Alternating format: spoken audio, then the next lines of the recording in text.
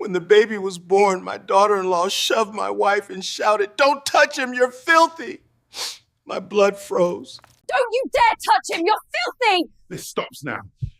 Everly's just protective. Your mother stays away. My rules. Why are our bills in your name? Because I run this house. Not my house. Transfer everything back today. Try me. Free house, free food. It's like winning the lottery. The old woman's trained. He's a pushover. Not anymore. You tried to take my home. Over my dead body.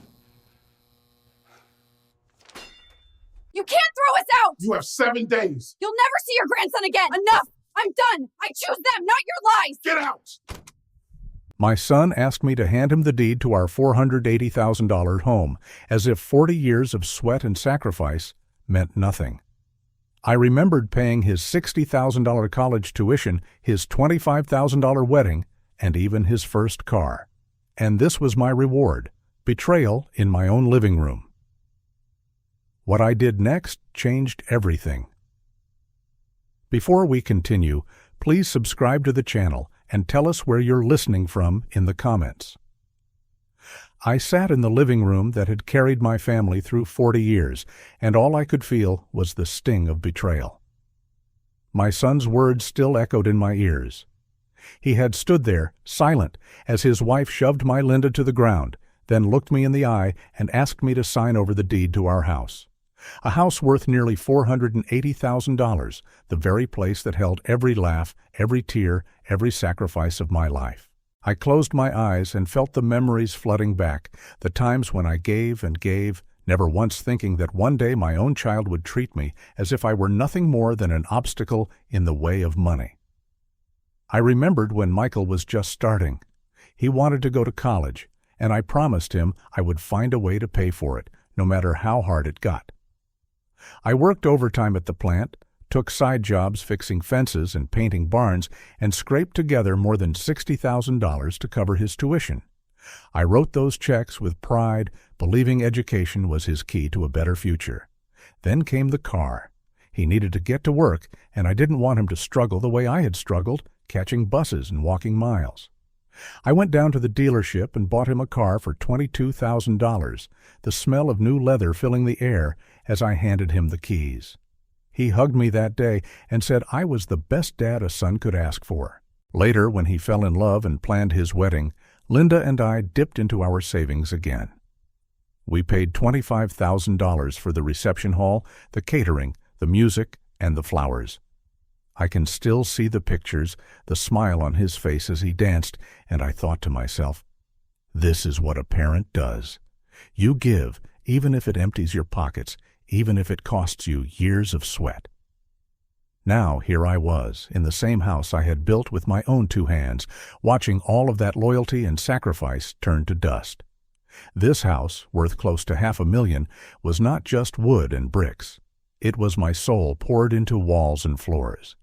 I laid the oak floors myself, sanding each plank until it gleamed under the afternoon light. I built the dining table out of pine, the one where birthdays and Thanksgiving dinners were celebrated. On the mantel still sat our wedding photo, Linda in her simple white dress, me in my borrowed suit. This house held every story of our lives, and yet, to my son and his wife, it was just a dollar sign, a prize to be claimed. At first I felt crushed. It was as though the air had been punched out of me. My own son, the boy I raised, the boy I carried on my shoulders, the boy I once rocked to sleep when fevers made him cry through the night, now stood across from me as if I were an old man standing in his way. But as the shock settled, something else stirred inside me. Anger. A fire I thought had died long ago. They thought I was weak. They thought age had made me soft, that my heart was too gentle to fight back. But they had no idea. I whispered under my breath, "They think I'm weak. They're wrong. So wrong."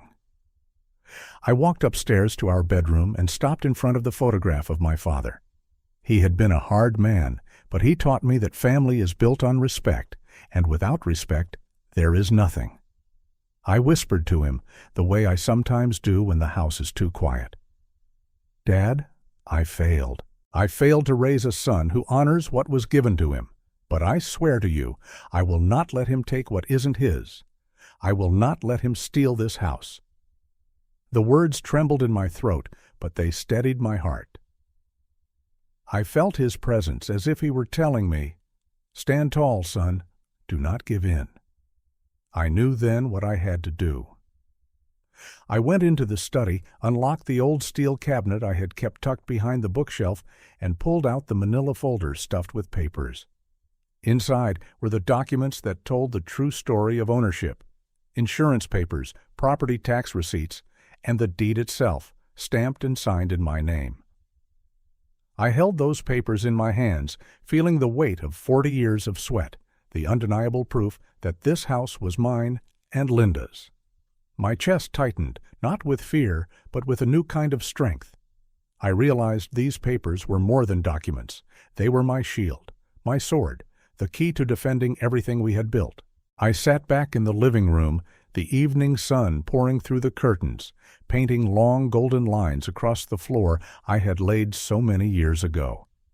Linda was in the kitchen, her hands busy, but her eyes red from earlier tears. I clenched the folder and whispered to myself, "Tomorrow I'll call David Miller." David was our family lawyer, a man I trusted, someone who had stood by us through wills and contracts, through small battles over land. He would know what to do. He would know how to make sure this house stayed ours. I leaned back in my chair, listening to the creak of wood, smelling the faint trace of Linda's apple pie in the oven. My heart was heavy, but it beat with determination. Betrayal had cracked something inside me, but it had also awakened something stronger. Tomorrow would be the first step. Tomorrow, the fight would begin. If you're still watching and find this story interesting, please comment 1 below to let me know you're here with me. I woke before the sun and sat at the edge of the bed, staring at the faint line of light creeping under the blinds. The house felt different in the early morning, quieter, honest. No footsteps in the hallway, no clatter of bottles in the kitchen, no whispered orders drifting from the living room. Just the old clock in the hall and the breath of my wife, steady but tired. I told myself the same words I had whispered the night before. They think I'm weak. They're wrong. Today, I move. I went to the kitchen and set a fresh pot to brew. The smell of coffee filled the room and gave me something solid to hold on to. I laid the manila folder on the table. Inside were the things that mattered now: the deed, the property tax receipts, the insurance policy, the photographs of the house when I first finished laying the oak floors. I put my hand on the folder like a man swearing an oath. Then I dialed the number I had memorized years ago. "David Miller," he answered, his voice the same calm baritone I remembered from old closings and wills. "David, it's Stephen," I said. "I need you, today." "What's going on?" "My son just asked me to sign over the house. My daughter-in-law's been pushing boundaries for years. Yesterday she crossed a line. I want everything in place to protect the property. Whatever we can do, freeze, flag, file, do it." He was quiet for a beat. I heard papers shifting on his desk. "All right," he said. "We can file an affidavit of ownership, record a notice of interest, and send immediate demand letters to any utility or service that's been changed without your consent. I also want to put a fraud alert with the county recorder's office. We can't freeze a title like a bank account, but we can make it very hard for anyone to do anything with your deed. Do you have copies of your documents?" "I have originals," I said. "Deed, insurance, tax receipts. The house is worth about $480,000. It's mine." "That helps. I want you to scan those, email them to me, and bring originals on Monday. I'll prepare affidavits today. Also, Stephen, if utilities have been switched, we'll reverse those. If mail is being redirected, we'll address that. And we'll put your permission to occupy into writing with clear terms. You'll be back in control." His calm steadied me. "Do it," I said. "And David, this isn't just paper. Yesterday, Jessica shoved Linda to the floor and called her filthy. In our living room." He paused again, then spoke softly. I'm sorry. I'll move fast. Come by Monday morning, 9 o'clock. I'll have printed packets. Today, I'll email you the first set for signature." I thanked him and hung up. The coffee was hot enough to burn my tongue. I didn't mind. It woke something in me that had been sleeping too long. I opened the folder and spread the papers across the table in neat rows. I took photos with my phone, one by one, like a man documenting the bones of a house before a storm hits. Deed, insurance, taxes. Then I opened my laptop and started a fresh email to David. Subject line, proof of ownership. Attachments. 15 images, high resolution, clear. I typed a short note describing the house, the year I'd built the porch, the first time we hosted Thanksgiving at the dining table I had made by hand. I hit send and felt the first small click of control locking back into place. Next, I dialed the electric company. The hold music was a tinny tune I had always hated. When the agent came on, I kept my voice calm and firm. "My name is Stephen," I said. I gave the service address and my account number. "I'm the homeowner. I'm calling to confirm that all utilities remain in my name." There was tapping on a keyboard, a brief silence, and then the sentence I knew was coming. "Sir, the primary contact on this account was updated 2 months ago." "To what name?" "Jessica?" The agent read the last name slowly, careful not to mispronounce it. "She is not the owner," I said. "She is not authorized to change anything on this account. Please note that and reverse the change. I have my deed and ID. I can email proof right now."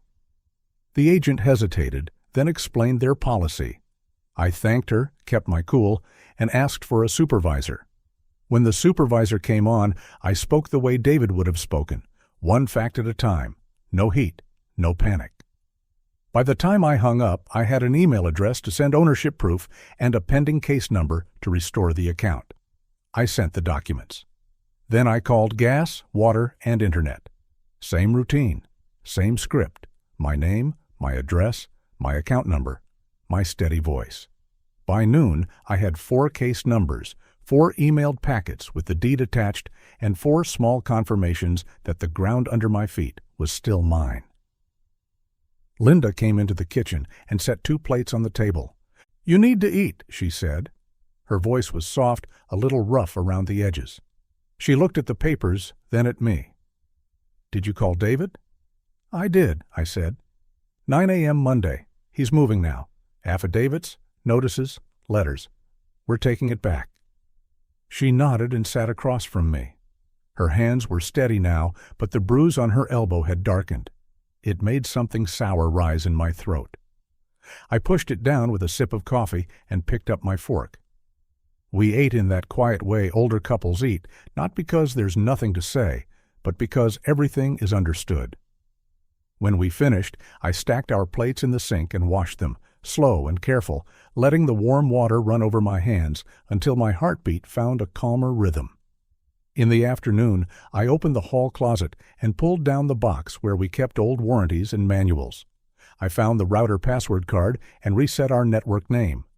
A small thing, yes, but it mattered. I changed the master code on the garage keypad. Then I went to the mailbox and pulled out the stack.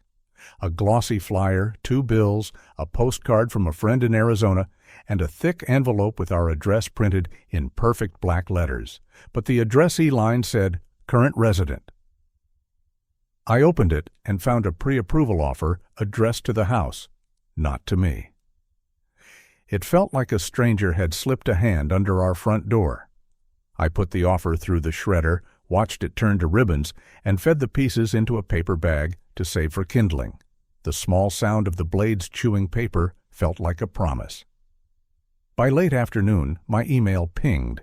It was David.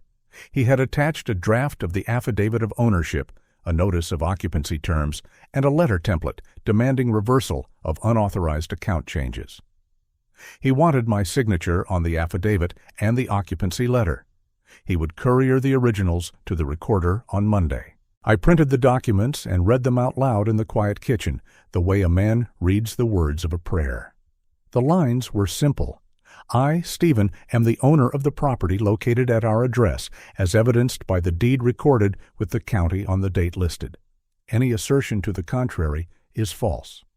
Any attempt to transfer or encumber this property without my signed and notarized consent is fraudulent. The words were plain, but they felt like armor. Before dinner, I stepped outside to the porch and watched the light settle over the street. A couple walked their dog.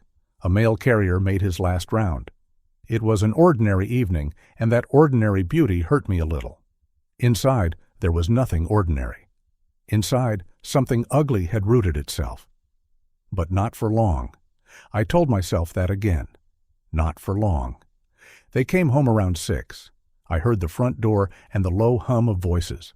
I heard the click of the stroller wheels as they crossed the wood floor I had laid a lifetime ago. I heard Jessica's laugh, sharp and light, the way a knife catches light just before it cuts. I stayed seated at the kitchen table with my papers neatly stacked and a pen laid across the top page like a small bridge between what was and what would be. Jessica walked in first, holding the baby. Michael followed behind, his eyes on his phone, his jaw set the way it gets when he believes he's right. Jessica looked at the papers and raised an eyebrow.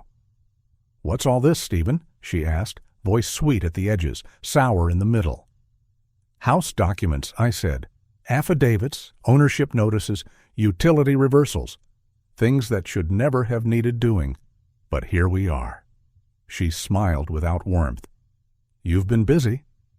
"I have," I said. "I called the electric company. Gas, water, internet. Everything that was switched without my consent is being switched back. I've notified our lawyer. He's filing with the county first thing Monday morning." Jessica shifted the baby on her hip and stood a little taller. "You don't need to make this difficult," she said. "You're getting older. Someone has to manage things. We're the ones here. It's natural." Linda stood in the doorway, dish towel in her hands. She said nothing. Her face was calm, but I knew what it cost her. I kept my focus on Jessica's eyes. "It's not natural," I said. "It's not generous. It's not family. It's theft, dressed up in helpful words." Jessica laughed. "Theft? Oh, come on. You're being dramatic. This house is our family home now. Sooner or later, it'll be ours anyway." "Sooner or later," I repeated. "That's a convenient timeline when you didn't work for it." Michael finally looked up from his phone. "Dad," he said, voice flat, "we all live here. It makes sense for the house to be in my name. It would be easier for bills, repairs, and planning. You and Mom can stay. Nothing would change." "Everything would change," I said. "Everything." Jessica tilted her head like a teacher correcting a slow student. "You're clinging to paper," she said. "You're old. You don't understand how things work now." "Paper built this house," I said, and I lifted the deed like you'd lift a flag. "Paper and work and years and respect. Respect is what makes a family work. Without it, you just have people standing in rooms they don't own, making demands." She smiled, and for a second the mask slipped. I saw the calculation. I saw the certainty she wore like perfume. "You're old, Stephen," she said quietly, almost kindly. "Sooner or later, it's all ours." Linda flinched. I saw it even if the others didn't. The towel twisted in her hands. My jaw hardened. "Yesterday you shoved my wife," I said.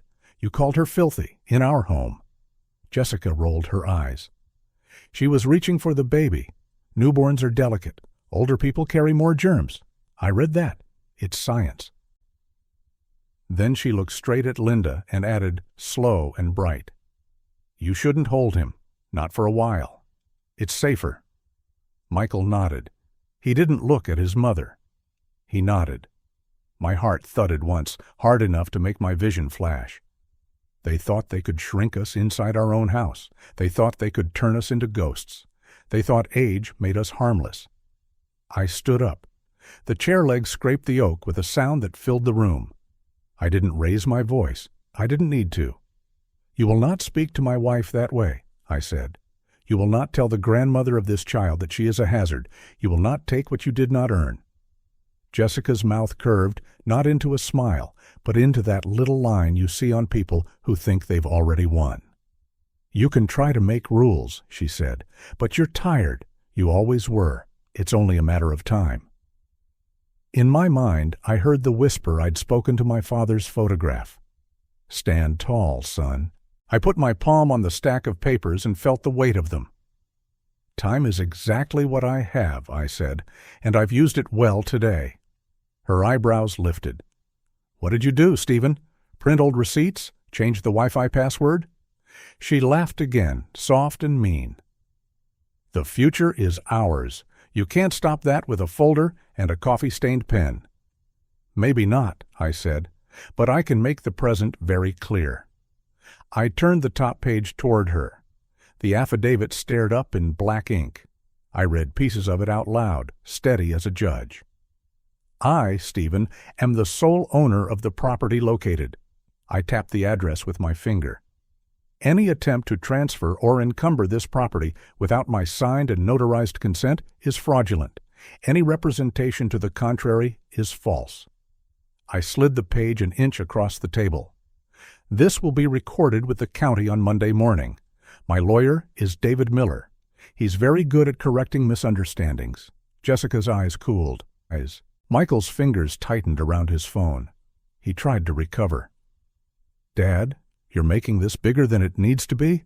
We were just talking about a plan for the future." "You asked me to sign the house over to you," I said. "That's not a plan. That's a taking." He glanced at Jessica, then back at me. He opened his mouth, but the words stalled. I decided to help them along. "I also called the utility companies," I said. "The accounts are being returned to my name. Any unauthorized changes are being reversed. I have case numbers for each one, and if there's been mail diverted without my consent, we'll fix that too." Jessica's smile thinned. "You can play with paperwork all you want," she said. "It won't change the fact that we live here. We're the ones caring for the baby. We're the ones managing the day-to-day." "You managed to push a 73-year-old woman to the floor," I said. "I saw that. I heard what you called her." "She tripped," Jessica said. "She didn't," I said. Silence filled the kitchen. It wasn't empty. It had a shape. It had weight. I let it stay a moment longer than was comfortable. Then I gathered the pages, squared them, and capped my pen. "Dinner will be at 6:30, I said. "You're welcome at the table if you can speak to your mother with respect. If you cannot, take your plates to your room. That's the rule now." Jessica blinked. The power shifted, a small click, almost too soft to hear. She felt it. Michael felt it. They exchanged a look I had seen between them 100 times, the look of conspirators recalculating. Then Jessica turned, lifted the baby closer, and left the kitchen without another word. Michael followed. At the doorway, he paused as if he might say something. He didn't. He went after her, and the hall swallowed the sound of their footsteps. Linda exhaled. I heard the tremor that had been hiding in her chest. I put a hand on the table and felt the wood steady me. "I'm not done," I said, more to myself than to her. Not by a long shot. She came to my side and squeezed my shoulder. "I know," she said. "I see you." I sat back down and reopened the email from David. I signed the affidavit electronically and clicked send. Then I printed 2 copies and signed those too. Blue ink, full name, the way I was taught to sign when signatures meant something. I placed one copy in the folder and slid the other, under the magnet, on the fridge. It was a message as much as a document. This house has a backbone. It still stands. As the evening settled, I walked through the rooms and touched what I had built. The newel post at the bottom of the stairs, sanded smooth by years of hands. The dining table scarred by hot plates and eager forks. The frame of our wedding photo is slightly crooked, the way Linda likes it. I spoke to the house under my breath, the way a man speaks to an old friend. I'm here. I'm not going anywhere. Later, in the living room, the baby cried and then quieted. I could hear Jessica shushing him with that high sing-song voice. I could hear Michael's lower murmur. The television came on. The volume rose too loud, then dropped. Life, ordinary and messy, continued around the edge of the storm. I let it. I wrote down 3 more things in a small notebook. Monday, meet David at 9. Tuesday, call the county to confirm the recording. Wednesday, visit the bank and place originals in the safe deposit box. I drew a square beside each line to check off later. Small squares, small victories. Just before bed, I took a trash bag to the garage and paused by the workbench.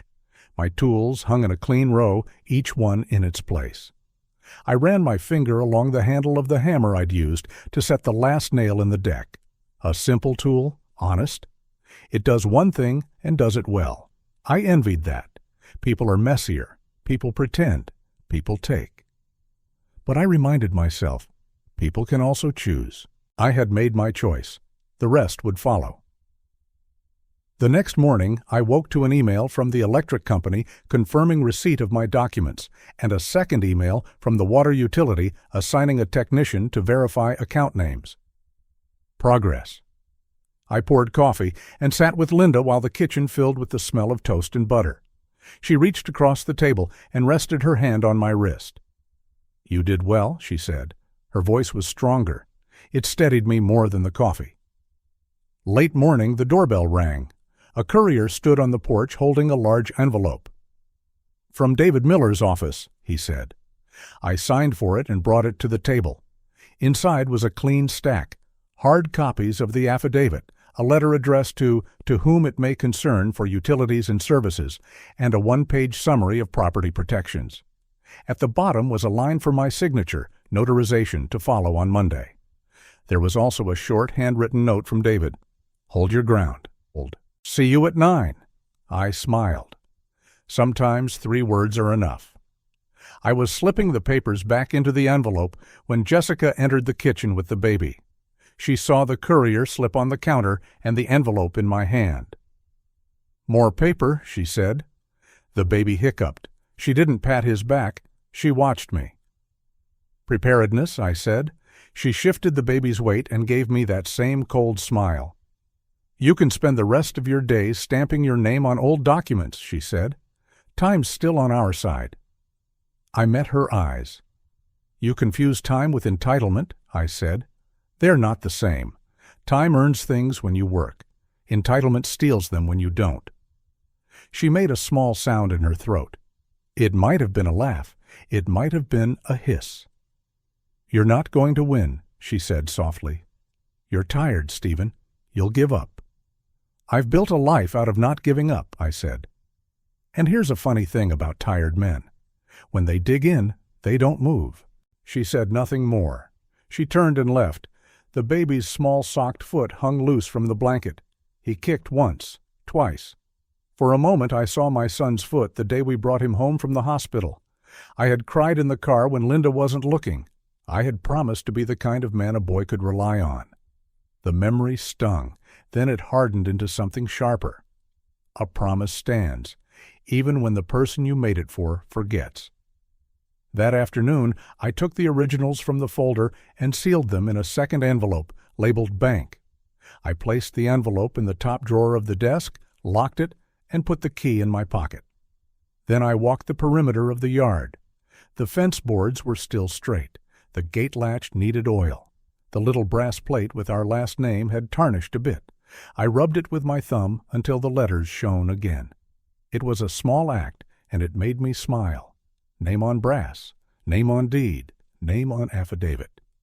The house knows its owner. Before dusk, Michael appeared on the back step. He stood with his hands in his pockets, watching me wipe the brass plate with an old rag. "Dad," he said finally. I didn't look at him right away. I finished what I was doing, folded the rag once, and then turned. "Yes, son." "You didn't have to go nuclear," he said. "We could have talked." "We did talk," I said. "You asked me to sign over my house." He shifted. It was a suggestion. "It was a demand," I said, "and it was a mistake." He glanced toward the kitchen window, where the curtain swayed slightly in the evening breeze. "You know, Jessica just wants what's best for the family," he said. "She's organized. She keeps track of things. She reads. She cares." "She reads articles about old people and germs," I said. "She pushes your mother. She calls her names. If that's care, you can keep it." He blew out a breath. "You're being dramatic." "Maybe," I said. "Or maybe I'm finally being exact." He huffed, then tried a different tone, lighter, wheedling, the way he used to ask for the car keys when he was 19. "Look, Dad, if the house were in my name, I could refinance, lower payments, handle upgrades. You'd still live here. Nothing would really change." "Everything would change?" I said again, soft as a prayer. "Ownership isn't a footnote. It's the point." He scowled. "You always make things so difficult." "I make things clear," I said. "There's a difference." We stood there a full minute without speaking. Somewhere down the block, a lawnmower droned. A dog barked. The world went on. Finally, he shoved his hands deeper in his pockets and said, "Jessica says you'll cave. You always do." I looked at him, really looked, at the man I had raised and the boy who still watched me from inside that man's eyes. "She's wrong," I said, "and if you're counting on me caving, you're wrong too." He left without another word. His footsteps on the walk sounded like a decision trying to make up its mind. That night, Linda and I sat on the couch with the lamp turned low. She rested her head on my shoulder. I rested my hand on hers. We didn't need television. We didn't need music. The house hummed around us, familiar and strong. "They think we're done," I said, half to her, half to myself. "They think we'll fold." Her voice was a whisper. "We won't." "No," I said, "we won't." When the clock in the hall chimed 9, I rose and went to the desk. I took out the envelope for David and placed it on top of my keys by the front door. I set my wallet beside it. I put a small sticky note on the envelope that said simply, "Monday, 9 a.m." Then I stood there a moment longer, listening to the quiet, feeling the first true calm I'd felt in days. I went back to the couch and sat down. The lamp cast a circle of light on the oak floor, warm and steady. I thought about the morning ahead and the morning after that. I thought about notarized stamps, county recorders, and the sound a steel drawer makes when you slide an envelope into a safe deposit box. Simple sounds, honest sounds, the kind that says, "This is real." I closed my eyes and saw my father's picture in my mind. I spoke to him again, not in apology this time, but in promise. I'm handling it. I'm not backing down. Tomorrow would bring signatures and stamps and one firm handshake across a lawyer's desk. It would bring emails to confirm receipt and maybe a phone call from a clerk to say the record was live. It would bring a different kind of silence in our kitchen, the kind that comes when the ground has settled after a quake. And after that would come the reckoning. I opened my eyes and looked at the envelope by the door. I smiled, small but sure. They don't know what I'm carrying into that office. They don't know I already hold the thing that will change everything. If you're still watching and find this story interesting, please comment 2 below to let me know you're here with me. I woke before dawn and watched the ceiling turn from gray to pale gold. Monday, 9 a.m. The day the paper would speak. I got dressed in a blue shirt and the same brown jacket I wore when we paid off the mortgage. I slid the envelope from David Miller's office into my briefcase and added the folder with my deed, insurance, tax receipts, and the photos I had taken of the oak floors. I made coffee, buttered toast for Linda, and we sat quietly at the table we had eaten at for decades. She took my hand, squeezed once, and said what she always says when words don't help. "I'm with you." I nodded. I needed that more than food. The drive to David's office was short, 10 minutes along streets I could drive with my eyes closed. The sign out front was the same brushed steel, the same clean letters. Miller and Hart, attorneys at law. Inside, the reception smelled like paper and lemon cleaner. David came out from the hallway before I could sit down. He's a tall man, steady, the kind of person who doesn't waste words. He shook my hand, shook Linda's, and ushered us into a conference room with a long table and a window that looked out at a brick wall. I didn't mind the view. I wasn't there for scenery. He put a neat stack of documents on the table. Affidavit of ownership, he said, tapping the top page. Notice of occupancy terms. Demand letters to utilities. A cover letter to the county recorder. And this, he added, sliding forward a thicker packet, is a request for a temporary injunction. It asks the court to prohibit any transfer, lien, or occupancy change without your signed and notarized consent. It also establishes you and Linda as protected occupants. We can file this today. If a judge is available, we can be heard this afternoon. I didn't breathe for a second. Today? He nodded. Today. Speed matters when a situation is fluid, and yours is. He glanced at Linda's elbow and the shadow of a bruise that still showed. He didn't ask about it. He didn't have to. I will say this plain, he added. This isn't about punishing your son. It's about protecting you. If your daughter-in-law has already moved utilities without permission, she may try other things. We make it clear that you are the owner, and that any attempt to change that is unlawful. I signed where he flagged, slow and careful, blue ink, full name. Linda signed the occupancy notice beside me. The pen left clean lines. The paper felt thick, real. When we were done, David gathered the pages, slipped them into 2 envelopes, and handed one to his assistant to run to the recorder's office down the block. The affidavit will be indexed by the end of the day, he said. The injunction request goes to the clerk. If we draw Judge Reynolds, we may get a hearing at 2. We left David's office around 11. I drove us home and parked in the shade. The baby stroller was in the front hall, folded with care, a small blanket draped over the handle. The house felt like a stage waiting for actors.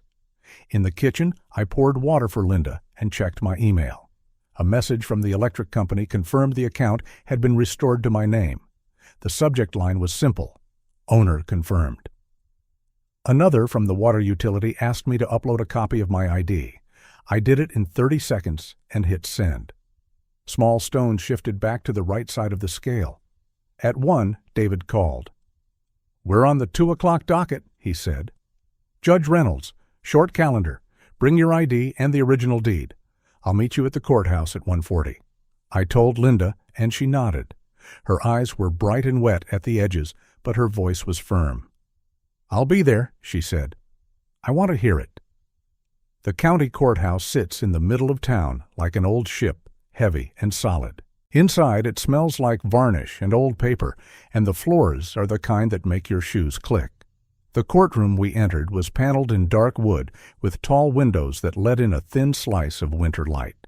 The benches were half full with people waiting for other matters. A clerk stood near the front calling names, shuffling files, moving the day forward.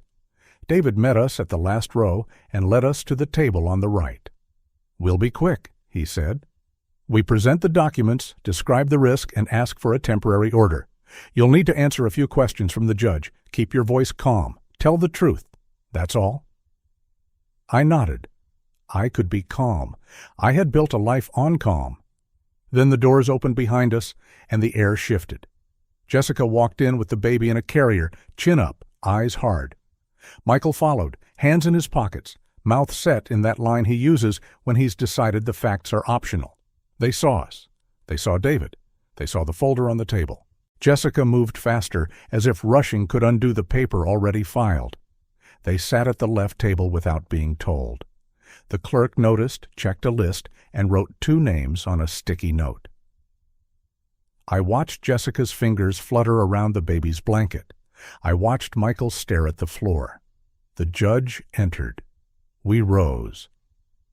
The room went quiet in that particular way courtrooms go quiet, as if breath itself is waiting to be told what happens next. Our case was 3rd on the docket. When the clerk called my name, I stood and walked to the front with David. My knees felt young. My voice, when I said, "Good afternoon, Your Honor," felt steady. David introduced himself and then introduced me and Linda. He summarized in a voice clean of drama. Homeowner seeks a temporary injunction to prevent unauthorized transfers or encumbrances, ownership affidavit recorded, utilities switched without consent, a recent incident in the home, age and vulnerability considered, Risk of further harm. Immediate relief requested. He handed up the packet. The judge leafed through it, slowly, reading as if she were tasting the words. Then she looked at me. "Mr. Harper," she said, "I have your affidavit. Please tell me in your own words what's going on at your house." I kept it simple. "I built that house over 40 years, I said. "The deed is in my name. Last week, my daughter-in-law changed the utility accounts into her name without my consent. Yesterday, my son asked me to sign the house over to him to make things easier. My wife was shoved and called filthy in our living room. We're asking for protection to make sure no one can touch the title or change occupancy without my consent." The judge looked down at the bruise on Linda's elbow. "Mrs. Harper," she said, "do you wish to speak?" Linda stood and folded her hands, fingers laced together like a prayer. "Only to say that I want to feel safe in my own kitchen," she said, "and to hold my grandson without being told I'm dirty." Her voice did not break. She sat. The judge turned to the left table. "Ms. Stone," she said to Jessica, "I see you at the table. Do you wish to be heard?" Jessica stood as if she had been waiting for her cue. "Your Honor, I take care of the baby," she began. "I live in that house every day. The utilities are in my name because I manage them. They're older. They forget things. I was being helpful. The house is our family home now. We're just asking to formalize that." "By having your father sign the deed over to you," the judge said to Michael, eyes steady. Michael lifted his chin. "It would make things smoother," he said. "I could refinance, handle upgrades, and keep them comfortable. Nothing would really change." The judge put down her pen. "Everything would change," she said, and the words landed with a weight that made the room lean. Then she looked back at David. "Counselor, do you have the recorded affidavit number?" David had it. He passed up the recorder's stamped page. The judge read the instrument number out loud. The numbers sounded like a lock clicking shut. She returned to Jessica. "Ms. Stone, did you have written permission to change the utility accounts?" Jessica's mouth tightened. "I didn't think I needed it," she said. "We're family." "Family does not erase consent," the judge said. "It makes respect more important." Jessica tried one more angle. "They can't keep up with things," she said. "I read that older people—" The judge raised a hand. "We're not litigating beliefs about age," she said. "We're addressing ownership and consent." I felt a heat behind my eyes that wasn't anger. It was a relief standing up straight. Then came the moment that turned the room. David asked permission to play a short recording from my phone. It was from 2 days earlier, the afternoon Jessica had spoken into her call in the hallway, confident and careless, not knowing I stood behind the archway. I had tapped the voice memo icon without thinking, an old man and his phone trying to catch a slippery thing. The clip was 30 seconds. Her voice was crisp and bright on the speakers. "We have the whole place basically to ourselves," she was saying. "Free house, free food, built-in babysitting. It's like winning the lottery, except easier. Trust me, they're not going anywhere. By the time they realize what's happening, we'll have everything exactly how we want it." The courtroom air changed. You could feel the floor itself make a choice. The judge's face did not move, but her eyes cooled. Jessica's color rose, high and hot. Michael's shoulders sagged, then jerked up again as if he wasn't sure which posture would save him. The judge spoke in a voice that filled the wood-paneled room. "Temporary injunction granted," she said. "Effective immediately. No party other than Mr. and Mrs. Harper may transfer, encumber, refinance, sublet, or otherwise alter any interest in the property. No party may change occupancy or restrict access to any common area. Utilities shall remain in the homeowner's name. Any violation will be contempt of court." Jessica made a sound like a lid popping off a pot. She gripped the edge of the table and leaned forward. "You can't do this," she said to the judge, but she was staring at me. "We live there. We do everything. He doesn't even—" The judge's gavel touched wood. Not a bang, just a tap. "I can, and I did," she said. Ms. Stone, sit down. Jessica did not sit. Her free hand hit the table. The baby stirred in the carrier with a thin cry. Michael reached for the handle, then stopped as if he was afraid to set off a trap. Jessica's voice rose, ragged at the edges. "He's punishing us," she said. "He's taking away our home." "It's not your home," I said. I didn't raise my voice. "You asked me to give it to you. I said no." She turned the hot light of her anger to Michael. "Say something," she hissed. "Tell her he's confused. Tell her he's old. Tell her we'll take care of them." Michael's mouth opened, then closed. He was a man with 1,000 reasons on the tip of his tongue, and not one fit in the room we were standing in. He looked at the judge and then at me. He said nothing. It was the most honest thing he had done in a long time. The judge signed the order with a black pen and slid it to the clerk. The clerk stamped it with a heavy old-fashioned seal. The sound felt like rain on dry ground. David handed me a copy. It was only a few pages, simple words arranged in straight lines, but it felt like a wall built of stone. Linda folded her hands in her lap and bowed her head just for a second, the way a person bows when a prayer has been answered in the exact plain way they prayed it. The judge looked at me. "Mr. Harper," she said, "do you have any other immediate concerns for the court?" I took a breath, thought of the kitchen, the hallway, the electric bill with someone else's name, the word filthy like a stain that won't wash out. "Only that my wife not be prevented from holding our grandson," I said. "We are grandparents. We are not hazards." The judge nodded once. "This order controls the common areas of the home," she said. "No party may restrict another's use of those areas.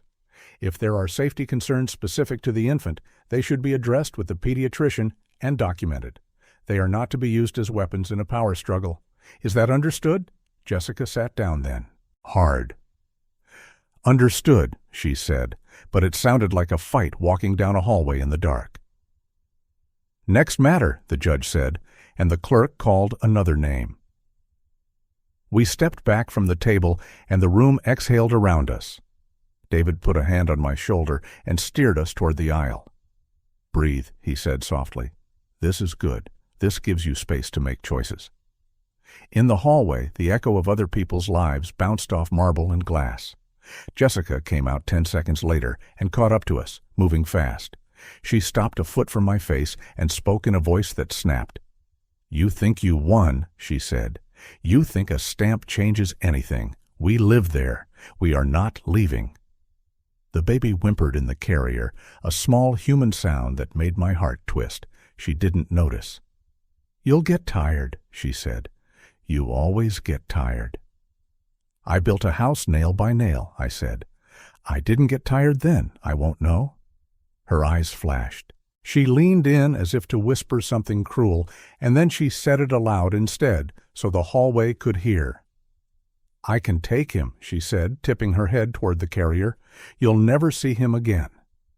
It was a line meant to make me flinch. It didn't. "You just threatened to use a child as leverage," I said. "In a courthouse." I didn't look at Michael. I didn't need to. I heard his breath catch as the fact of what had been said landed on the marble floor and cracked. Jessica's mouth opened to fill the crack with excuses. None came. David stepped forward, voice low and even. "Ms. Stone," he said, "I'm going to advise you to choose your words more carefully. The order is in effect. Any attempt to interfere with the Harpers' access to their home or to their family will be noted. If you believe you have legal rights, hire counsel. Do not threaten people in public spaces." She looked at him as if she wanted to hit him with the folded order. Instead, she spun and walked away, the carrier swinging a little too hard at her side. Michael lingered. He looked past me at Linda, at the bruise on her elbow, at the small way she held herself to keep from shaking. His voice when it came was not angry. It was small. "I didn't think it would go like this," he said. "I thought it would be simple." "Taking is simple," I said. "Making is hard."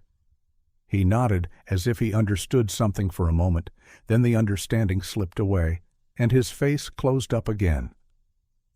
He went after his wife. We walked out into the afternoon light that felt bright and thin after the dark wood of the courtroom. David put the signed order in a second envelope and handed it to me. "Keep that with you," he said. "One copy on your fridge. One is in your glove box. I'll email a PDF tonight. I'll also send notice of the injunction to the utility companies and the county recorder so they can annotate their systems. If anyone tries anything, there will be a screen that says no." "No," I repeated. It was the cleanest word I had spoken in months. At home, I put one copy of the order under the fridge magnet, just like the affidavit. The 2 pages overlapped like shingles, shedding water. I took a third copy to the study and slid it into the envelope labeled bank. Then I stood in the center of the kitchen and let the quiet rise and fall around me like a tide. Linda came in and leaned against me. Her cheek was warm on my shoulder. "Is it over?" she asked. "It's begun," I said, "but the ground is on our side now." At 6, the front door opened. Jessica and Michael came in louder than necessary. She put the baby on the couch and stood in the doorway of the kitchen like a storm cloud testing its thunder. "We're not changing anything," she said. "We eat at 6. We sit in the living room afterward. We use the master downstairs. Your paper doesn't tell me where to sleep." "The order says common areas are for all," I said. "The order says the owners decide occupancy. As of tonight, the master bedroom is ours again. You may sleep upstairs. We'll move our things after dinner." Her laugh was brittle glass. "You can't walk up those stairs without getting winded." "Watch me," I said. Her eyes landed on Linda like a thrown stone. "You can watch him," she said, nodding toward the baby. "But don't touch him. I won't have your germs." "Enough," I said, and the word had teeth. "The judge spoke to that. Stop using him as a weapon." She opened her mouth to throw one more dart, then saw the order on the fridge, black ink on white paper, the seal pressed deep enough to cast a shadow. She reached for it. I let her read. When she got to the line about contempt, her lips pressed thin. Michael tried to bridge the silence. "Dad," he said, "this is still our house, too. We need time to adjust." "You have time," I said. "You don't have ownership." He swallowed. He looked around as if the room might offer him a different answer than the one I had given. It didn't.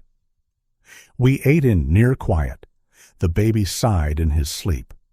Linda's fork clicked against her plate the way a clock ticks. After dinner, I brought up 2 suitcases from the basement and set them in the hallway. I didn't ask permission. I opened the door to the master and stood inside for a long moment.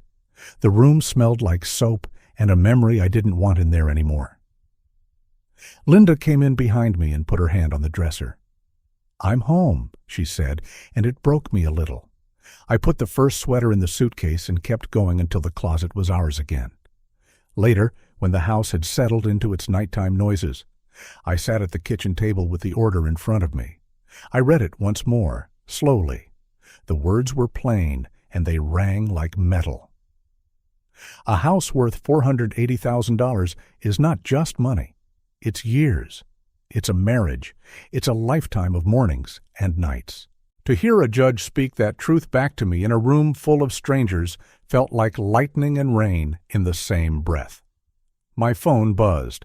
A new email from David. Subject line, recording complete. Body. Affidavit indexed, injunction entered, recorder notation added. Electric and water confirmed owner-only changes. Call me tomorrow to discuss next steps and, if you wish, a longer-term plan. He had attached a PDF of the stamped order. I saved it to a folder named House, Protected. Then I sent the file to my own email again, to Linda's, and to a USB drive I keep in a ceramic bowl by the door. Belt and suspenders, paper, and light. I stood and walked to the living room. Linda sat in her chair with a blanket over her knees. The lamp lit the picture on the mantel. We didn't speak. We didn't need to. I looked at her profile and thought how anyone could call her filthy, and my jaw tightened again, then loosened. Not tonight. Not with this in my hand. Not with this quiet in the room. I whispered to myself, to my father, to anyone listening, They thought I was weak. Now they see the cost of that mistake. Before bed, I stepped out onto the porch. The night air smelled like wet leaves and ash from someone's fireplace down the block. I could see the faint reflection of our living room in the window.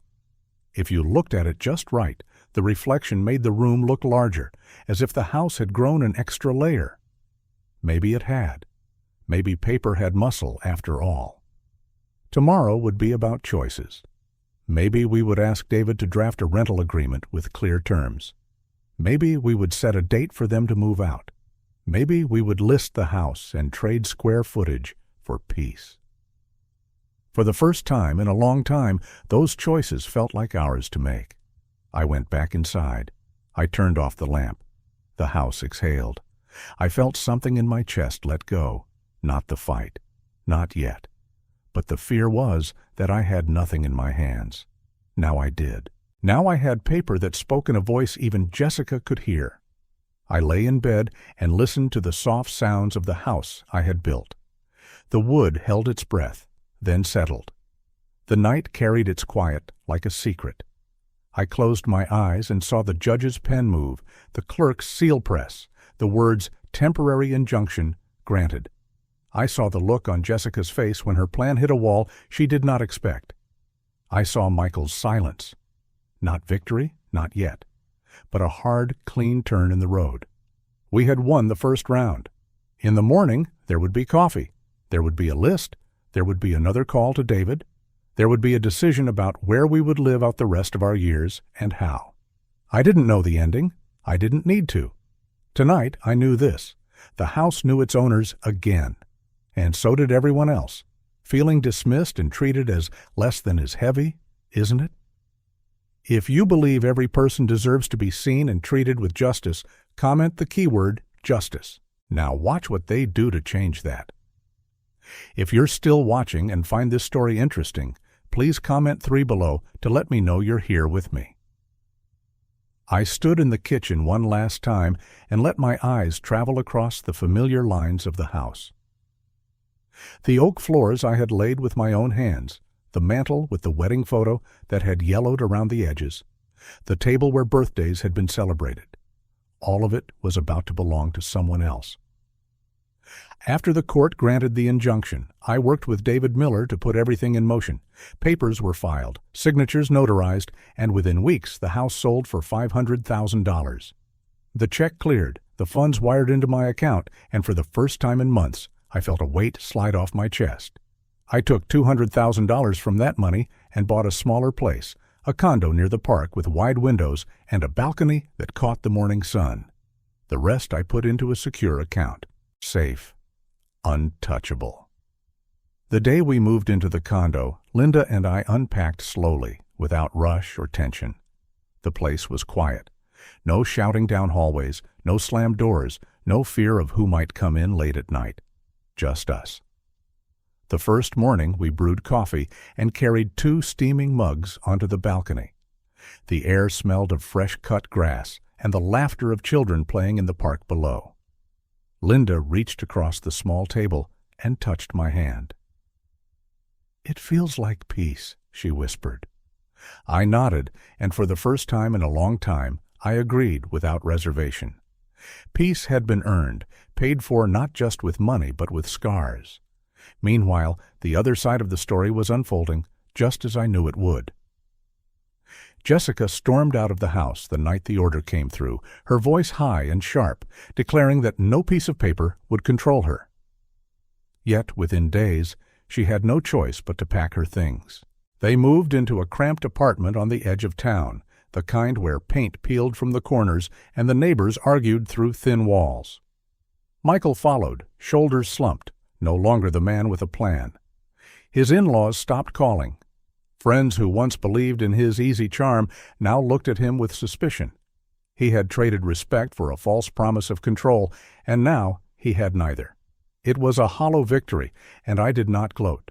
I only watched from a distance, grateful that their storm no longer reached my roof. In the quiet of the condo, I rediscovered parts of myself I thought I had lost. I began to wake early, not from worry, but from choice. I made coffee, read the paper, and sometimes even took a walk before sunrise. Linda planted small pots of herbs on the balcony, and soon the smell of basil and rosemary filled our dinners. We laughed again. Real laughter, not the forced kind meant to mask pain. I found myself sitting with a book in the afternoon, something I hadn't done in years. It was as if betrayal had taken everything noisy and cluttered out of my life and left room for stillness. One evening, as the sun dipped low and turned the sky orange, I picked up the phone and found a voicemail from Michael. His voice was strained, tired. "Dad, I'm sorry. I shouldn't have let it get that far. I shouldn't have let her say those things to Mom. I know I messed up. I hope someday we can fix this." I sat there, listening to it twice, then 3 times. A part of me wanted to believe him. Another part of me, the part that had seen the bruise on Linda's arm and heard the words "filthy" thrown across our living room, knew better. I dialed his number, waited, and when he answered, I spoke calmly. "Michael, I hope you learn from this. I hope you become the man I thought you would be. But we need distance now. You made choices. We are making ours. Respect those choices." There was silence on the line, then a quiet sigh. "I understand," he said. And that was the last real conversation we had. Linda and I didn't dwell on it. We couldn't. The condo gave us room for new things. On Saturdays, we walked to the park, sat on benches, and watched children fly kites. Sometimes neighbors would wave, and we waved back, slowly becoming part of a new community. One day, a flyer in the lobby caught my eye. Volunteers needed at the local food pantry. I tucked it into my pocket, thought about it, and a week later, I went. The work was simple but meaningful. Stocking shelves, handing out bags, listening to people share their stories. It gave me perspective. Betrayal had scarred me, yes, but it had not ended me.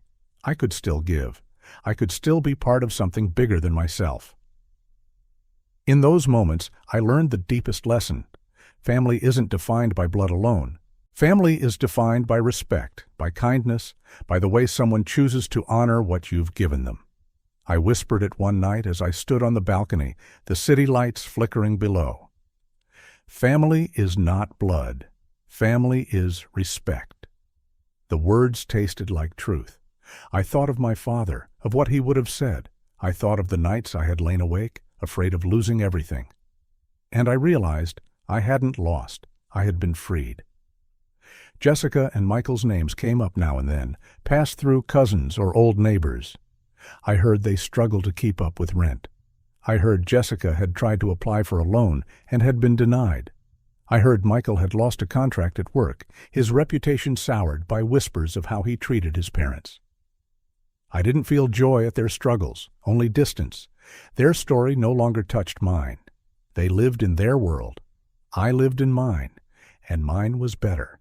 Each day in the condo added layers of peace. Linda's laughter in the kitchen, laughter in the pool, the smell of rosemary in the air, the sound of birds in the morning. We hosted small dinners with friends, something we hadn't dared to do in the old house. We celebrated our anniversary quietly, candles on the balcony, a bottle of wine, and a photograph of younger versions of ourselves propped on the table. And in that moment, I leaned close and said, "We're free, Linda. We're finally free." She smiled, eyes glistening, and whispered back, "Yes, we are." The journey through betrayal had taught me boundaries. It had shown me the danger of giving everything without expecting respect in return. It had reminded me that self-worth cannot be handed away, not even to your own children. Some lessons are painful, but they are necessary. I carried them with me, not as wounds, but as armor. I knew then that life wasn't about clinging to what was lost. It was about moving forward with what remained.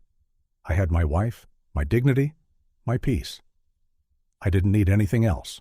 And as I prepared for what came next, I knew that the battles were behind me. What lay ahead was living, not for others, not for appearances, but for ourselves. The chapter closed with a quiet certainty. I didn't need to hear from Michael again. I didn't need apologies wrapped in excuses. I didn't need to prove anything to anyone. The truth had already spoken. stamped on paper, sealed by a judge, lived out in my choices. Respect was the currency that mattered, and I had it, in full. As I looked toward the next day, toward the pantry, toward new neighbors and quiet mornings, I smiled. The storm had passed. The house that once held my life was gone, but life itself was still here, stronger than ever. And tomorrow, it would grow again. I had begun to settle into the rhythm of our new life in the small $200,000 condo, with its wide windows that opened onto the park. Each morning, I pulled back the curtains and let the sunlight spill into the living room, catching the face of the old clock my father once owned. That clock reminded me daily that time may take away possessions, but it can never strip away a person's character. Linda and I often sat on the balcony with our coffee, watching neighbors walk their dogs and children laugh as they ran under the shade of old trees. Every evening, we strolled through the park, holding hands like we did in our younger years. Sometimes we joined local volunteers planting new trees, pushing dirt with shovels, and driving wooden stakes into the ground. My hands would be dirty, but my heart felt clean. The heavy days inside the old house, days filled with shouting, slammed doors, and betrayal, were gone. Now, every step I took, every breath I drew, confirmed that we had chosen the right path.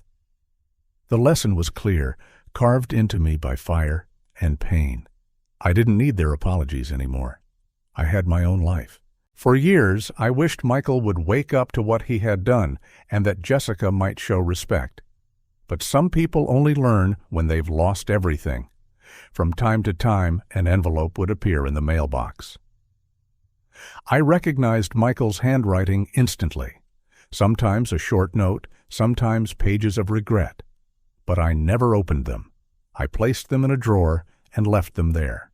No anger, no sorrow, just finality.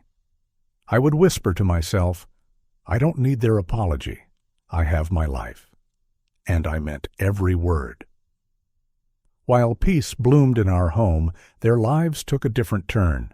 Michael and Jessica were forced out of the neighborhood they once bragged about into a cramped rental apartment with faded gray walls and neighbors who fought through the thin plaster. Word reached me from distant relatives. Jessica no longer dressed to impress. Michael struggled to find stable work, and their social circle shrank until it disappeared. Once they believed crushing me would give them control of the future, but all they had left now was 4 tired walls and the echo of their own poor choices. I didn't celebrate their downfall, but I recognized it as justice. They were paying the price of greed and ingratitude. One afternoon, after Linda and I returned from the park, I checked the mailbox and found another letter. But this time, it wasn't from Michael. It was from an old coworker from the lumber mill, a friend I hadn't heard from in years. He wrote about a local charity project helping to repair homes for struggling families. He said my skills would be useful and invited me to join. I read the letter twice, then smiled. Maybe this was the best way to close the past, not by drowning in bitterness, but by using what I knew to bring hope to others. I decided to accept. The following week, I signed up and marked the date on my calendar. It felt like a new beginning. From this bitter experience, I drew lessons not just for myself, but for anyone willing to listen. To parents, I say, don't let your kindness be exploited. Set boundaries. Love does not mean giving away everything at the cost of your dignity. To children, I plead, honor your parents.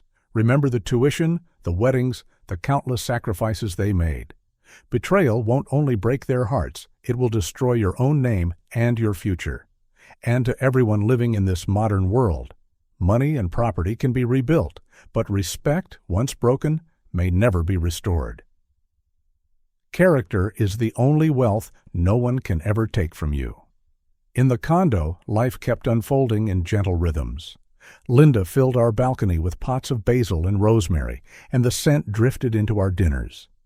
We hosted small suppers with new friends, laughter filling the space without fear.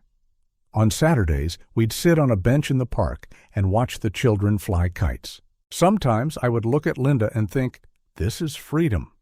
I would whisper under my breath, Every morning I wake up, look out over the park, and know I made the right choice. It was a truth I carried deep in my bones. Letters from Michael kept coming now and then, but I never replied. The line was drawn. That bond was broken, and I was no longer willing to live chained to it. I had cut it off, and in its place grew something better. Peace. I didn't need to prove anything to anyone. My life itself was proof.